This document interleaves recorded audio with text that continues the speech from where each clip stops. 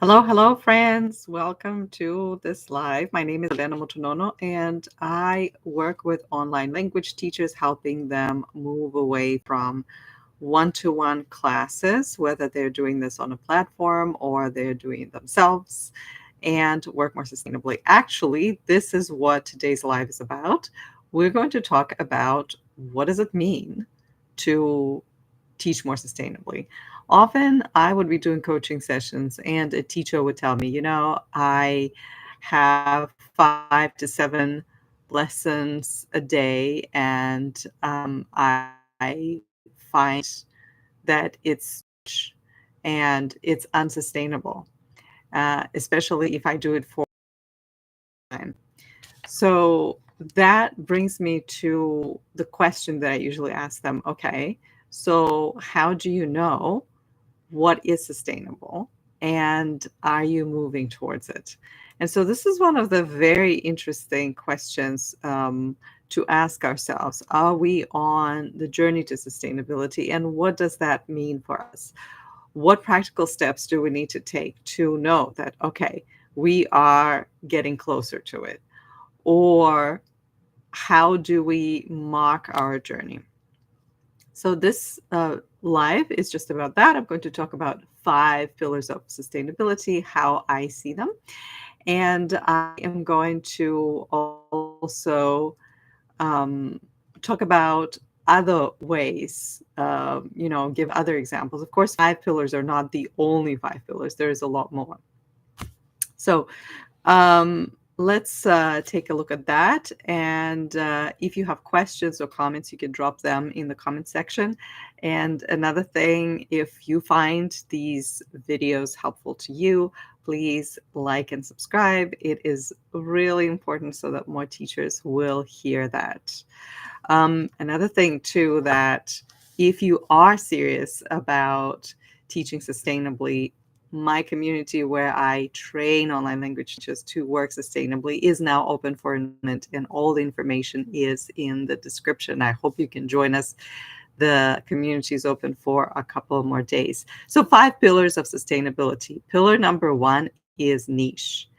Niching, the understanding of what problem you're solving for your client, is the foundational principle that will allow you to market more effectively, to talk to your community more effectively, to find content creation much easier, right? So, niching is the foundational principle. And niching is more than just, oh, I am teaching English for French speakers. Niching goes beyond that because there are lots of people living in French speaking countries that need English. How exactly are you helping them? There's a lot of confusion in the area of niching. There's a lot of confusion. There's a lot of like, pick the niche that is going to be valuable and also profitable. There's a lot of advice that I find very unhelpful because it's not getting to the cause or the core idea of niching. Because behind a niching, any niching question, like how to find your niche, is a story.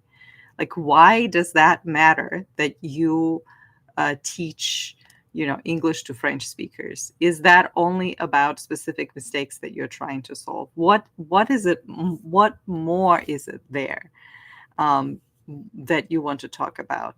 Is that, and if you do want to help people, discover the beauty of English in a certain way, from a certain perspective, as maybe you are a French speaker already. Does it matter that the people that come to you are French speakers? Does it matter that they live in a specific country? Actually, it does not matter, because when you're teaching online, your audience goes beyond one country, and that is super important to remember. So niching is the foundational piece of it.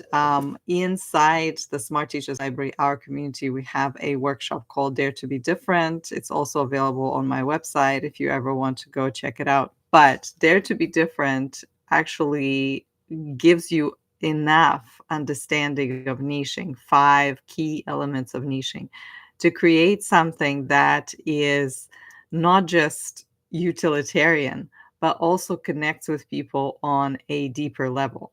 So you're not just teaching, let's say, French, but you're teaching French for, deeper self-awareness, right? So that is a specific niche and specific need. You found that there is a group of people that travels to France on a regular basis, in France, and they love France, and they love um, French culture. They find themselves completely isolated because of the fact that they don't speak the language. So then you are going to focus all of your efforts and all of your marketing and all of your content creation on that group of people. And that's going to change the way your content comes about and the way people consume it. So niching is foundational. I understand that in the beginning, people might have like, oh, I teach 3 languages and that's my niche. That's not a niche. Okay. That's actually a lot of work. And one of the reasons it's going to be hard, and I know that from personal experience because I was in a place where I didn't have a niche and then I had 3 niches because I couldn't decide on one. And then I had 2 niches, and then it took me a while to finally get to a point where I bit the bullet and said, "I'm just going to work on one." And I completely let go of the other one that at the point was more profitable. So niching is foundational, and I have not seen people that have actually chosen a niche that really resonated with them and their audience. And then after that, you know what? I'm just going to be a jack of all trades again. So niching really simplifies your work. It simplifies your messaging and content creation. The second thing, the second pillar where you know that, okay, I am moving towards sustainability, that is you have an offer or maybe 2 offers that are scalable, but you have an offer that can allow you to enroll many more people without adding more hours to your schedule. Now, it does not mean that you're like, all of a sudden stopping all the work. Of course, you're going to do the work, but you also recognize that there are different ways for you to teach other than one on one or exactly in front of the camera from 9 to 2, right? So, you have an offer that is scalable that allows you the flexibility you want. You can work in the morning, you can work in the evening, you can enroll people from different time zones. It will no longer matter because your offer is scalable. And whenever, in my community, most of the teachers, Smart Teachers Library, most of the teachers are learning how to create such scalable offers and scaling a business. And I'm aware that I'm using I'm using a language that is kind of a jargon, and that's not a good thing. But scaling a business is different from growing a business. When you grow a business, you maybe have, more students, but with more students that you take, your load also grows twice or 3 times or even more. Okay. But when you scale, if your offer is scalable, you can take more students, but your workload does not double or triple depending on how many students you get. It may get a little more, of course, but not as much as if you were teaching somebody one on one. And that is what is called a scalable offer. And that is what I train teachers as an online language teacher myself in the past and even to this day. I teach online language teachers how to teach different skills through, let's say, voice chats, if it's speaking, because that's the main area where our students need support is the speaking, but also writing.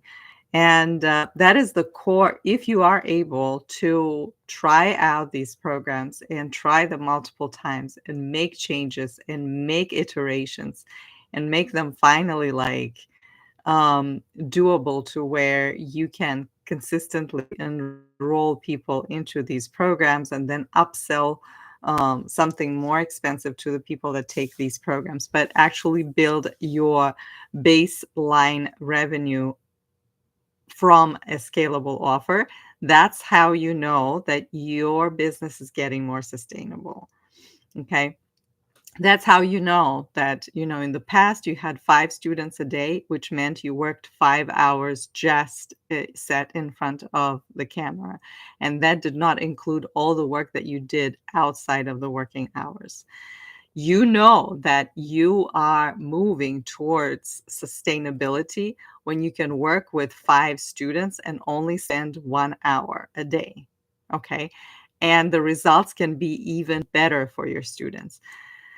So, a scalable offer, building a scalable offer, of course, requires a lot of mindset shifting. It sounds so good, but when teachers are faced with this idea of selling something that's not 5 hours a month, right?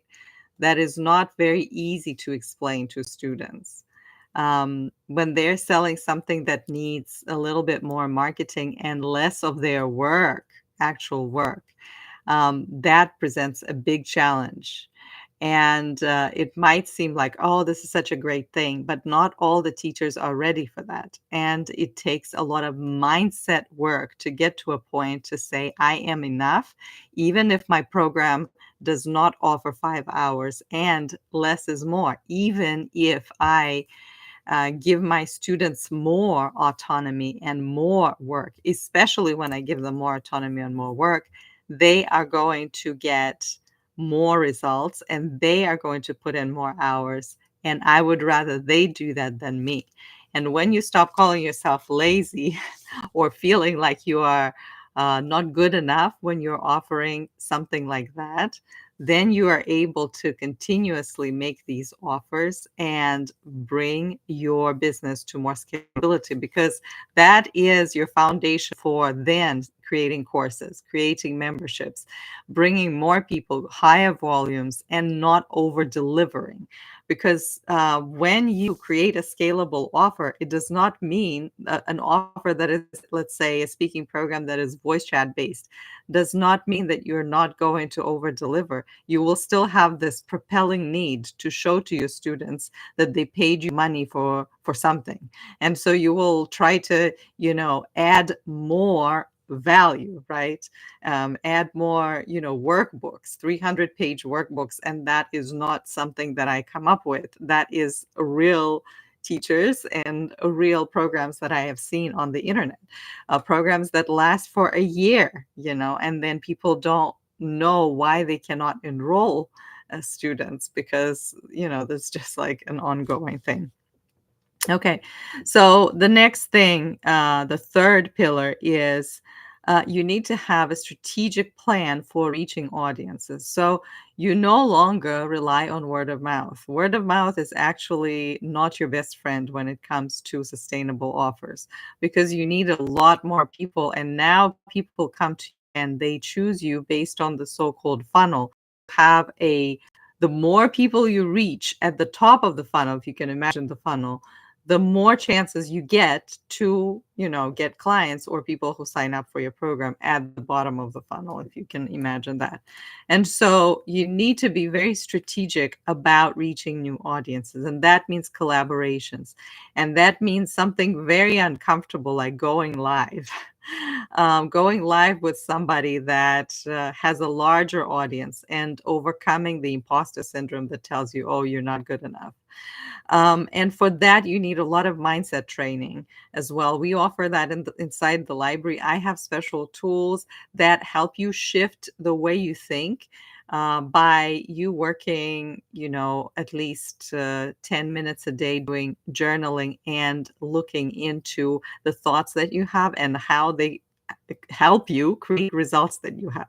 Because thoughts that we have, let's say a thought of, I'm bad at marketing, generates in us a certain feeling, right? So a feeling of inadequacy or a feeling of powerlessness, feeling of anxiety, what if nobody signs up, right?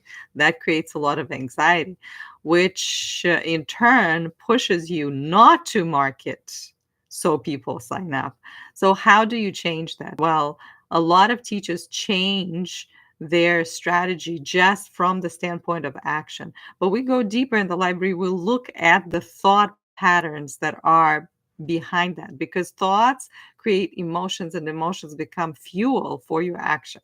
So, shifting your actions will only give you a temporary relief. If you want to consistently make progress in your business and move to sustainability, you really, really do need to look at how you think. So, a plan for reaching audiences. Next one, strategic plan for making offers.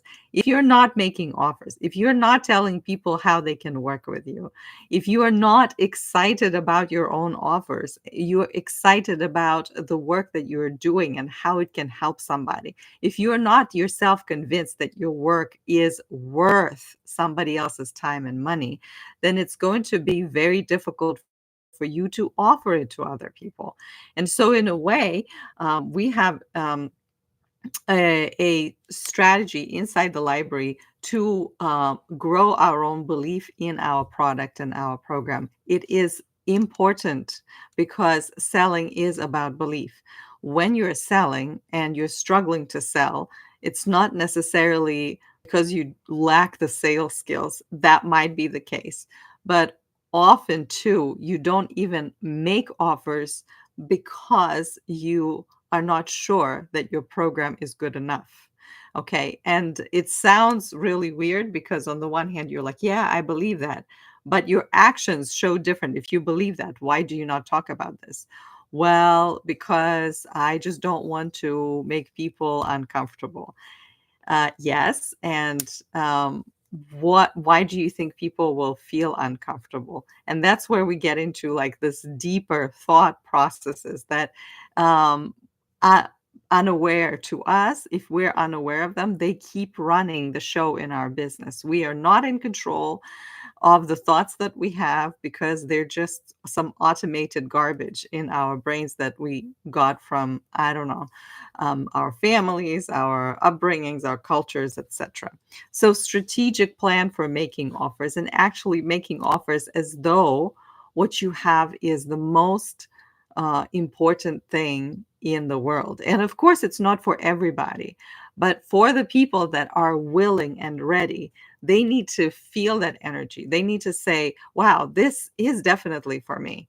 But it's not good. It doesn't mean that you need to convince somebody. The people that don't want to enroll, you don't need to convince them. But people that are willing and open, they need to hear your passion about your work, your niche, your offer, and how, and clarity on how it is different from anything else. Okay, and the last one is the habit of playing the long game. And that is the decisions that you make in your business when you are working towards sustainability are the decisions that are geared towards building or playing the long game. It means you're investing and you recognize that you may not receive the investment back the next day. It means you are showing up even though you do not or may not have the results that you want right now. You're still willing to show up. You don't show up conditionally. Oh, yeah, I will only show up when I have 1,000 subscribers on my channel. I will not show up for 10. And so when you're not playing the long game in your business, it's very easy to go back into this habit of trading time for money. And that is what a lot of teachers do, just go and hustle a little bit more. So, how do you know that your business is sustainable? These five things are really important, right? Niche, a scalable offer, the to take more of your time if you offer it to more people, a strategic plan for reaching audiences and overcoming all the mindset blocks that prevent you from executing it. Strategic plan for making offers and making offers consistently, and the habit of playing the long game. Now, if you are in that habit of playing the long game, I want to invite you to join the Smart Teachers Library. This is our community that is really built for teachers that want to make their one-to-one business or hustle sustainable. If you have told yourself what I'm doing today is unsustainable, then joining the Smart Teachers Library will allow you to take your business in the direction of sustainability. Joining the library is a long game. It's something that you invest in and you work on, and you look back at the milestones that are behind you. You see yourself more resilient, you see yourself more focused, you see yourself showing up in your business more consistently. I hope this helps you, and I am so looking forward to the people that are joining the library still. We have a few more days, and I am looking forward to connecting with you there. We have 2 calls next week and a challenge called Space for Change, where we'll be using self-coaching tools that will absolutely change the way you run your business. You will no longer have to ask yourself, why am I stuck, or why this is not happening? You will know how to reframe your thinking so that it helps you build the emotions you need to fuel the action that will finally give you the results you want.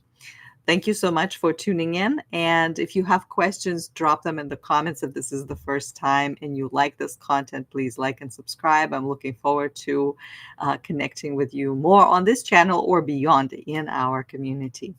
Bye.